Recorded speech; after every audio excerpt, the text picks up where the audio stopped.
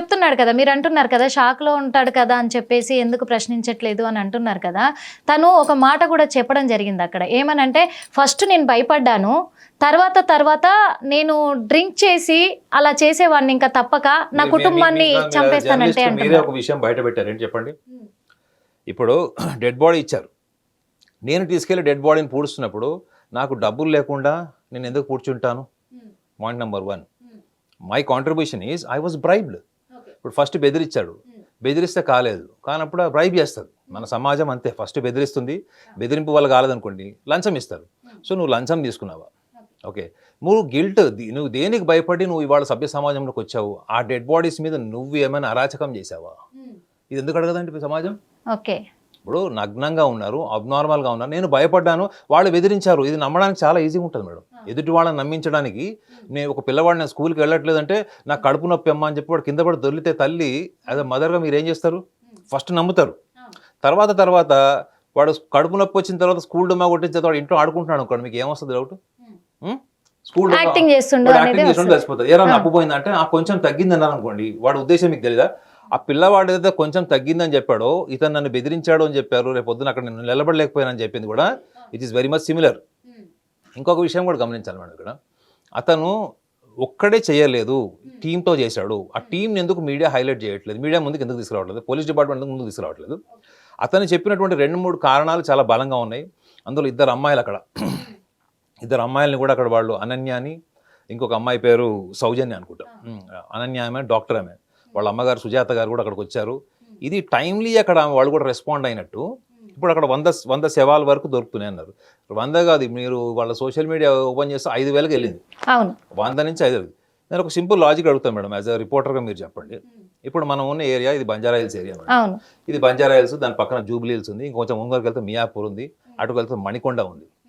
ఒక రీజనల్ ఏరియాలో 100 శవాలు దొరికినాయి నీకు, 100 శవాలు నువ్వు పూడ్చిపెట్టావు, 100 ఐడెంటిఫైడ్ అంటే 100 అన్ఐడెంటిఫైడ్ డెడ్ బాడీస్ మీరు పూడ్చినప్పుడు, ఇంత జరిగిన తర్వాత ఆ లోకల్ పోలీస్ స్టేషన్లో ఎన్ని మిస్సింగ్ కంప్లైంట్స్ రావాలి చెప్పండి. ఇంకొక విషయం కూడా పాయింట్ నెంబర్ ఏంటంటే ఎన్ని మిస్సింగ్ కంప్లైంట్స్ రావాలి? Only Banjara Hills, only Miyapur, only Kondapur, or only Madhapur అనుకుందాం కాసేపు. అలాంటప్పుడు ఆల్రెడీ మీడియాలో వచ్చినటువంటి హైప్ ఏదైతే ఉందో 500 శవాలు, కనీసం మేడం ఒక రెవల్యూషన్ ఏంటంటే అక్కడ గవర్నమెంటే ఇనిషియేట్ చేసి ఇప్పుడు ఆల్రెడీ తవ్వకాలు స్టార్ట్ చేసినప్పుడు మీకు మినిమం ఒక 25 నుంచి 50 కంప్లైంట్స్, మా అమ్మాయి తప్పిపోయింది, మా అమ్మాయి తప్పిపోయింది. మేడం ఆంధ్రప్రదేశ్లో తప్పిపోయిన అమ్మాయిలు కూడా అక్కడ చనిపోయిండొచ్చు. కర్ణాటక బార్డర్లో ఎక్కడున్నా కానీ, లేకపోతే వేరే ప్రాంతాల నుంచి అక్కడికి వచ్చి అక్కడ వలస వచ్చిన వాళ్ళు, లేకపోతే అక్కడ టైంలో అక్కడికి వచ్చిన వాళ్ళు, లేదా వాళ్ళు ఎక్కడో అక్కడ వాళ్ళు తలదాచుకుంటుంటే వాళ్ళు అక్కడ తీసుకొచ్చి ఇక్కడ చంపి కూడా ఉండొచ్చు. అంటే ప్రజలకు ఇక్కడ ఒక చిన్న అనుమానం కూడా వ్యక్తమైంది సార్ ఈ మధ్య. ఎందుకంటే ఇప్పుడు ఈ సంఘటన జరిగి కూడా 10 రోజులకు ఎక్కువ అవుతుంది తను చెప్పి కూడా. కానీ ఎక్కడ అనుమానం వ్యక్తం అవుతుందంటే ఇప్పుడు ఈ 2 దశాబ్ద కాలం అంటే 20 సంవత్సరాలల్లా ఇన్ని వేల మృతదేహాలను చంపే అవకాశం ఉందంటారు. ఎందుకంటే ఒక రోజేమో 100 అన్నారు, తర్వాత వచ్చేసి 500 అన్నారు, ఇప్పుడు 5,000 దాకా వెళ్ళిపోయింది. అంటే 5,000 మందిని పాతి పెట్టే అంత స్టామినా తనకు ఉందంటారా, లేకపోతే చంపే అంత ఇది వీళ్ళకు ఉందంటారా? అంత ధైర్యం చేయగలరంటారా? సాధ్యమే అంటారా అసలు? కాదు మేడం, ఇందులో మీకు చూస్తే ఒకటి అర్థం చేసుకోవాల్సిందంటే ఇది ధర్మస్థలం దగ్గర జరిగింది కాబట్టే ఐ క్యాచింగ్ అయింది. మీరు నదికి అటువైపు, లేకపోతే అది ఇంకొక కర్ణాటకలో ఇంకొక ప్రాంతంలోనూ, ఇప్పుడు ఈ 75 కిలోమీటర్లు ఉంటుంది సుమారు మైసూర్ నుంచి మీరు క్యాల్కులేట్ చేస్తే, ఆ దారిలో ఎక్కడో ఫారెస్ట్లో జరిగిందనుకోండి, అసలు ఇది న్యూసే కాదు. ఫస్ట్ ఆఫ్ ఆల్ ఇందులో మీకు మఠాల యొక్క ఆధిపత్యపు రాజకీయం ఉందా అనే కోణం కూడా మీరు ఆలోచించాలి. ఇప్పుడు అదే నేను ఇండైరెక్ట్ గా అడిగాను. ఇప్పుడు చూడండి మేడం, ఇప్పుడు సుమారు 18 ఏళ్ళు అయిపోయినాయి, 16-18 ఏళ్ళు అయిపోయినాయి. ఈ 16-18 ఏళ్లలో ఇప్పుడే ఎందుకు కొత్తగా ఈ విషయం మీద ఇన్వెస్టిగేషన్ జరుగుతుంది? ఎందుకు జరుగుతుంది? అక్కడ మీకు చూడండి, మీకు అక్కడ మనం అనకూడదు కానీ అక్కడ కూడా లింగాయత్స్ ఉన్నారు, వక్రలింగాయత్స్ అని 2 మఠాలని. వీళ్ళది చాలా డామినెంట్ పొజిషన్ ఉంటుంది అక్కడ. వీళ్ళ కమ్యూనిటీ నుంచే ఎక్కువగా ముఖ్యమంత్రులు అయ్యారు అని కూడా ఒక చర్చ ఉంది. ఇప్పుడు ఉన్నటువంటి అక్కడ సీతారామయ్య ఎవరైనా ఇప్పుడు ముఖ్యమంత్రి, ఇప్పుడు ఇతను మాత్రం ఈ 2 సంఘాలకు సంబంధించిన వ్యక్తి కాదు. కాబట్టి ఇదంతా చేయిస్తున్నారు, ఎవరో వెనక నుంచి కాన్స్పిరసీ ఉంది. అంటే ఇవన్నీ పోలీస్ ఇన్వెస్టిగేషన్లో బయటపడతాయి అనుకోండి, తప్పకుండా ఇది కాన్స్పిరసీ ఉంది. సో కాబట్టి ఇది కొంత మఠాల ఆధిపత్యపు రాజకీయం అయితే దానికి లోకల్ పొలిటికల్ సినారియో లేదా పొలిటిసైజింగ్ కూడా యాడ్ అయింది అనే కోణం కూడా ఉంది. ఉందంటారా? ఉండొచ్చు, లేకపోతే ఇప్పుడు అంటే ఏ ఆధారాలతో మీరు చెప్తున్నారు సార్?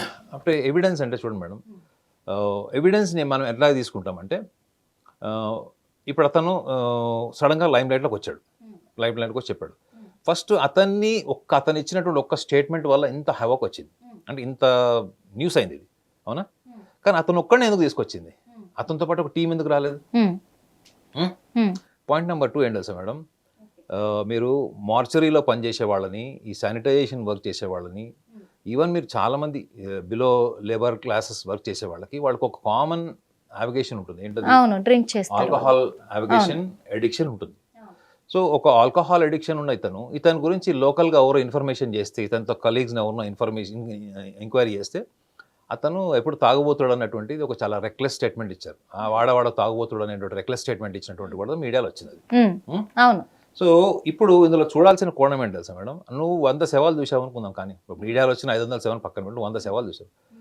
ప్రతి డెడ్ బాడీని నువ్వు రోజు చేసే జాబ్ అదే. శవాలు వస్తే నువ్వు పూడుస్తావు లేదా కాలుస్తావు, క్రెమేషన్ చేస్తావు. కానీ శవము హత్య గావింపబడింది, మానభంగం చేయబడిన శవము అనుకున్నప్పుడు నీ ఆలోచన నార్మల్గా ఉండదు మేడం. ఫస్ట్ ఇందులో కాన్స్పిరసీ ఏంటంటే, మీరు ఈ కేసుని సిబిఐకి కానీ లేకపోతే మీరు ఎక్కడన్నా సీట్కి కానీ ఎక్కడన్నా మీరు ఈవెన్ మీరు ఒక సైకాలజీ డిపార్ట్మెంట్ కూడా ఈ కేసు మొత్తం నేరేషన్ అంతా ఇవ్వండి. ఆ సైకాలజిస్టులు ఏం చెప్తారంటే, ఫస్ట్ ఆఫ్ ఆల్ ఇతనిలో ఏమైనా ఎమోషనల్ అన్స్టేబుల్ పర్సనాలిటీ ఉందా అని ఫస్ట్ చెక్ చేస్తాం మేడం. అవును. ఒక క్వాలిఫైడ్ సైకాలజిస్ట్ చెప్తున్నాను. ఎమోషనల్ అన్స్టేబుల్ పర్సనాలిటీ అంటే ఎట్లా చెప్తారంటే, ఇతను ఇచ్చినటువంటి ఒక కాన్స్పిరసీ స్టేట్మెంట్ ఏంటంటే, వీళ్ళు నా కుటుంబ సభ్యుల్ని కూడా వీళ్ళు మాలెస్టేషన్ చేశారన్నది, లేదా అతని కుటుంబ సభ్యుల్ని కూడా ఎవరినో బాధ పెట్టారని, ఆ తర్వాతనే అక్కడి నుంచి నేను పలాయనం అంటే అక్కడి నుంచి పారిపోయానని చెప్పాడు. చూడండి మేడం, ఇప్పుడు ఇతనిలో గిల్ట్ ఎలా క్రియేట్ అయింది అంటే, ఫస్ట్ ఫండమెంటల్గా మనం చూడాల్సింది ఏంటంటే, ఇతను శవాలు పూడ్చిపెట్టే క్రమంలో ఇతని మెంటల్ కండిషన్ ఏంటి అంటే, ఇతను శవం పూడ్చిపెట్టిన తర్వాత ఆ రోజు నైట్ నిద్రపడుతుంది కాబట్టి గ్యారంటీ ఆల్కహాల్ సేవించి పడుకుంటాడు, తీసుకుంటాడు. అబ్నార్మల్ డెడ్ బాడీస్ చూసినప్పుడు ఇతని మెంటల్ కండిషన్ నార్మల్గా ఉండదు. అందులో 100 శవాలని చెప్తున్నాడు. ఇవాళ మీడియా ముందుకు వచ్చాడు, రేపు పొద్దున చంపేస్తారేమో అని ముసుగేసుకుని వచ్చాడు. అంటే అతనిలో భయము, ఆందోళన, ప్రాణ భయము అన్నది ఇప్పటికి కూడా ఉందా లేదా చెప్పండి. ఇప్పుడు లేకపోతే అతని ముఖం ప్రపంచానికి చూపించేవాడు కదా, అవునా? సో మీరు అంటున్నారు ఇందులో what is the scientific evidence, ఇది కాన్స్పిరసీ కాదు, ఇది ఫ్యాక్ట్ అని ఎలా అంటున్నారని చెప్తారు. ఫస్ట్ స్టేట్మెంట్ ఇచ్చిన వాడి మీదనే రీసెర్చ్ అంతా జరుగుతుంది. ఈ స్టేట్మెంట్ ఇచ్చిన వాడి మీద ఇన్వెస్టిగేషన్ ఎందుకు జరగట్లేదు మన దగ్గర? వీడి భావోద్వేగాల పట్ల ఎంతవరకు నియంత్రణ ఉంది? కేవలం వాళ్ళని బెదిరించారు, నా కుటుంబ సభ్యుల్ని కూడా బెదిరించారు కాబట్టి నేను పారిపోయాను. It is a very ordinary reason. కానీ ఇతనే అందులో ఒక పాత్రధారుడైన గ్యారంటీ లేదని మీరు ఎలా చెప్పగలుగుతారు? ఇతను డబ్బులు తీసుకొని క్రిమేషన్ చేశాడా, లేకపోతే ఇతను తీసుకున్న శవాల మీద ఏమైనా చేశాడా? మన దగ్గర ఆధారం లేదు మేడం, బట్ ఓన్లీ అనాలిసిస్ అంతే. అప్పుడు భావోద్వేగాల మీద నియంత్రణ లేదని ఎలా చెప్తారంటే, మీకు చిన్న ఎగ్జాంపుల్ చెప్తాను. హిట్ టీవీ యాప్, ఇందులో short news, live news, entertainment shows, movies, digital magazines తో పాటు మీ జిల్లా వార్తలను కూడా ఫ్రీగా చూడొచ్చు.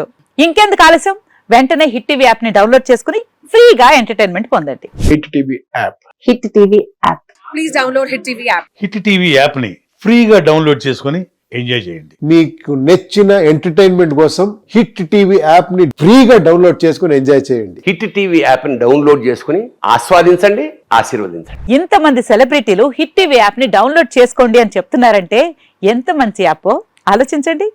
అమెరికా అమెరికా అమెరికా అమెరికాలో చదవాలనుకునే వాళ్ళకి విశ్వసనీయమైన పేరు మన శౌర్య కన్సల్టెన్సీ. UK లో 1 year masters, UK లో 1 year masters, 2 years work permit up to 5 years visa. Contact Saurya Consultancy. Contact 89851 89851.